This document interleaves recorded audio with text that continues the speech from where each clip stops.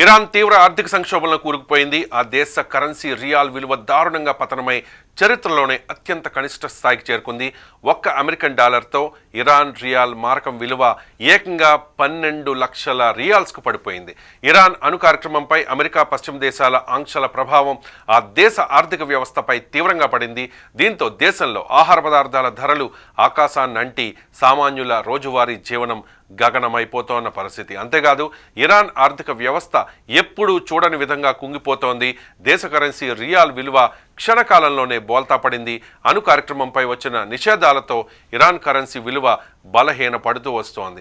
ఒక్క American డాలర్తో Iran riyal మారకం విలువ 12 లక్షల రియాల్స్కు పడిపోయింది. ప్రపంచంలో అత్యంత పతనమైన కరెన్సీల జాబితాలో రియాల్ పేరు మరో అగ్రస్థానానికి చేరుకుంది.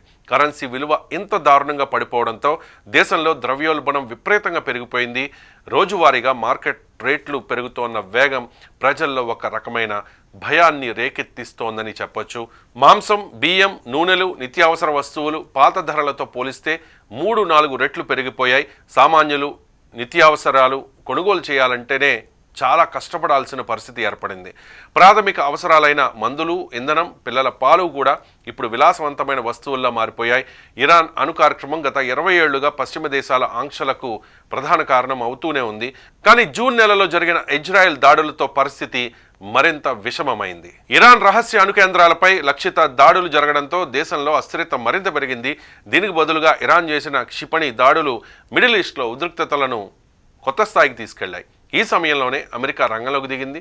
దీంతో ఇప్పటికే ఉన్న ఆంక్షలు మరింత కఠినమయ్యాయి. ప్రపంచ బ్యాంక్, IMF, అంతర్జాతీయ పెట్టుబడి సంస్థలు ఇరాన్తో వ్యాపారాలు చేయడానికి పూర్తిగా వెనుకంజ వేశాయి. ఇరాన్ అణు కార్యక్రమాన్ని లక్ష్యంగా చేసుకుని అమెరికా, పశ్చిమ దేశాలు విధించిన కఠినమైన ఆంక్షలు ఈ ఆర్థిక పతనానికి ప్రధాన కారణమని ఆర్థిక నిపుణులు చెబుతూ ఉన్నారు. ఈ ఆంక్షలు ఇరాన్ అంతర్జాతీయ వాణిజ్యాన్ని, ముఖ్యంగా చమురు ఎగుమతులను పూర్తిగా దెబ్బతీశాయి. చమురు విక్రయాల ద్వారా వచ్చే ఆదాయం నిలిచిపోవడం, విదేశీ మారక ద్రవ్యం దేశంలోకి రాకపోవడంతో రియాల్ విలువ వేగంగా పతనమైంది. ఆంక్షలు ఇరాన్ బ్యాంకింగ్, ఆర్థిక లావాదేవీల వ్యవస్థను స్తంభింపజేశాయి. దీనివల్ల వస్తువుల దిగుమతి మరింత కష్టంగా మారింది. ఆర్థిక సంక్షోభంతో పాటు ఇరాన్ను యుద్ధ భయాలు కూడా వెంటాడుతూ ఉన్నాయి.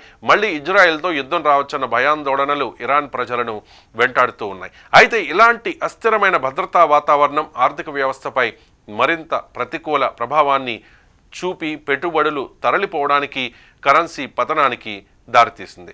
ఇజ్రాయెల్, అమెరికాతో పెరుగుతోన్న ఘర్షణల వల్ల రియాల్ విలువ మరింత పతనమయ్యే అవకాశం ఉందని ఇరాన్ ప్రజలు భయపడుతూ ఉన్నారు. ఇప్పటికే ఇరాన్లో విదేశీ మారక నిల్వలు భారీగా తగ్గిపోయాయి. ఇంపోర్ట్ చేయాల్సిన వస్తువులను తెచ్చుకోవడమే పెద్ద సవాల్గా మారింది. గోడౌన్లో నిల్వలు తగ్గడంతో సరఫరా సరిగ్గా జరక్క డిమాండ్ ఒక్కసారిగా పెరిగింది. అందుకే ధరలు నియంత్రణ దాటాయి. రియాల్ పతనం ఈ సరఫరా సంక్షోభాన్ని మరింత తిప్పలు పెట్టేలా చేసింది. $1కు 100 రియాల్స్ తర్వాత 1000, ఆపై 10,000 ఇలా పెరుగుతూ వచ్చింది. కానీ $1 విలువకు 12 లక్షలకు చేరుకోవడం అంతర్జాతీయ మార్కెట్లో ఇరాన్ కరెన్సీని దాదాపు పనికిరాని నోటుగా మార్చేసింది.